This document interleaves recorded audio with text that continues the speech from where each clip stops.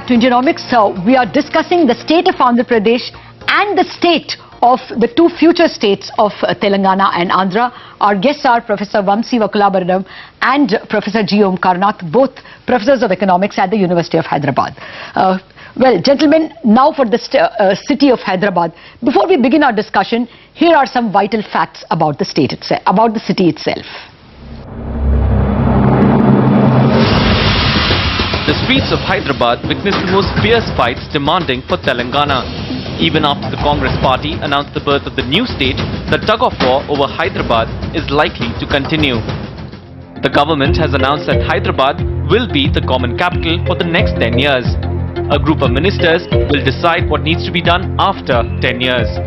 The Justice Sri Krishna Committee laid the bare difference between Hyderabad and other cities of Andhra Pradesh. Hyderabad is 4 times bigger compared to the second largest city, Visakhapatnam. 40 institutes run by the central government with research and development facilities are in the city. Hyderabad is the leader in the growth of modern services like communications and banking when compared to the rest of Andhra. Hyderabad and the neighbouring Rangareddy district hold almost 70% of the state's SEZ projects. All the other regions pale in comparison.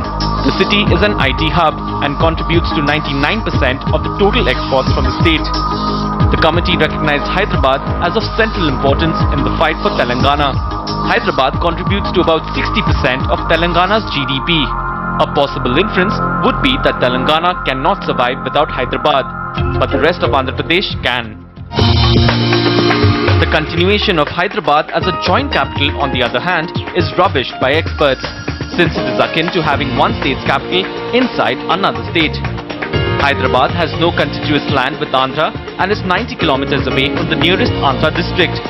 Chances are the news of the inevitability of Hyderabad being only Telangana's capital will be slowly broken to the Andhra state. Well, that's the city of Hyderabad. Let me get back to my guests.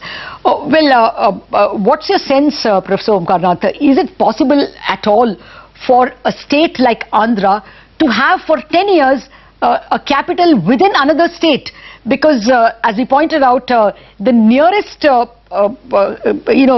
Andhra district to Hyderabad is also separated by almost 90 kilometers. So is it viable at all, or is it going to be that Andhra will have to come face to face with the prospect that they will have to develop their own capital much sooner than 10 years, maybe even much sooner than 5 years? It might be difficult much sooner than 5 years, and I don't think, Lata, it's just a matter of adequate money coming forth. But for example, do we have adequate land in coastal Andhra at a convenient point to build a new capital? You need something like 1,500 or 15,000 hectares of a township of the order in order to build a new capital. But isn't that a great economic? Isn't that a great economic opportunity if, say, Visakhapatnam or Kakinada or Kurnool were chosen? Yes. Maybe not Kurnool now, not in the economic map, but isn't not that a great economic opportunity? But it's not like, the land surrounding Hyderabad which caused the boom in Hyderabad, because Hyderabad simply could go all around with a lot of government land at its disposal, etc. Now there isn't simply adequate government land which government can tap on. It has to buy, mobilize commercially. And the land in much of the stretch, a potential capital region in Andhra is now already farmed out into real estate propositions, right? So you have to acquire that bit of land, acquisition of land. In fact, most of the coastal towns and villages, in fact, have lost what was traditionally called public land or grama kantham in villages, for example. The commons, they have disappeared. Okay. Because of the commercial value, and also, of course, the density of population in the coastal area is much higher than. So you're saying building a capital city for Andhra itself is going to be economically difficult? No, I'm not saying. It's certainly time consuming. It will not only take resources, but to mobilize. Imagine the kind of land mobilization for building an outer ring road around Hyderabad. It has had a number of years. We have taken almost 10 years to build a good outer ring road around Hyderabad. It is just one ring road, but think of a whole new capital in an otherwise, hugely thickly populated area like coastal Andhra, which is also accessible to regions as far as Visakhapatnam on one end and Kadapa and Chittoor and Anantapur at the other end of the state. So I think it's not impossible, or it's not just a question of financial resources. I think it's a question of mobilizing land, which is going to be very difficult because there is already vested interest in terms of real estate. Land is also always scarce. Okay. Okay, that's interesting. Professor Vamsi, what's your sense before I come to this problem of building a new capital?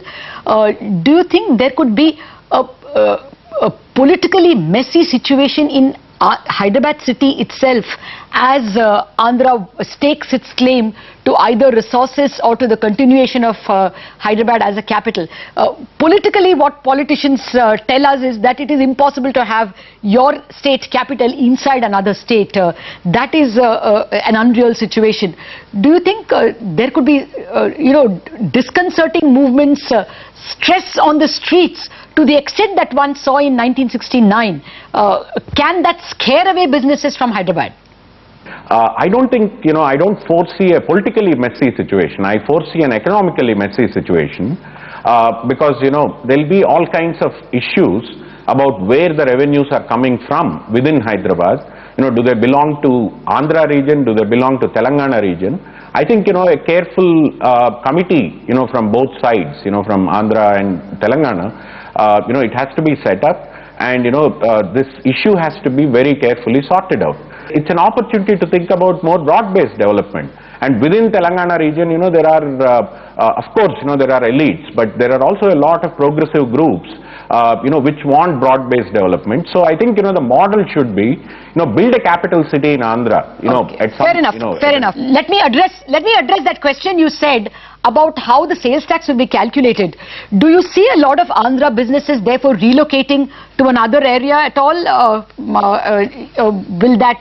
Will the new Andhra state offer enough sales tax incentives to attract people to relocate to another capital? See, the Congress resolution, the recent resolution on the Telangana state, I think is a very business-friendly resolution. Because they've given 10 years to the people who are already in Hyderabad, so there won't be much instability on that front, and they've given a completely new accumulation venture for business interests in Andhra, right? They can speculate, they can build infrastructure, they can make a lot of profits there. So I think this is a truly business friendly kind of resolution that has been made. Your take, Professor Omkarnath, which state do you think might outdo the other? You see, it depends, as I said, on a whole set of imponderables. It depends on really the political, configurations that will emerge from both these regions, and also the role, the initiative, the new state, they will really take. Because, you see, to infuse an industrial culture, the coastal towns, there are always boom towns in coastal Andhra. But these boom towns grow around the hinterland village economy, they service the health, the transport, the entertainment, the movie industry. The capital comes from coastal Andhra. But they've not been nurtured as industrial hubs, manufacturing hubs. I think, what will determine the relative pace of growth of the regions depends on how much of manufacturing can be infused into the respective hinterland economies outside of Hyderabad. Coastal Andhra certainly has the advantage of the coastline. It certainly has the advantage of gas deposits, which the Telangana does not have. Telangana, on the contrary, have minerals, easy land access, etc. So there are relative advantages and disadvantages, but I think the texture of the economies that will emerge eventually will depend a great deal on the political configuration, forces that emerge within the regions, and the sense of direction that the local states will be able to lend to the process. Absolutely, sir. You put it in a nutshell, the advantages of the two regions and the final clinching point, which will always be the quality of leadership, both economic and political.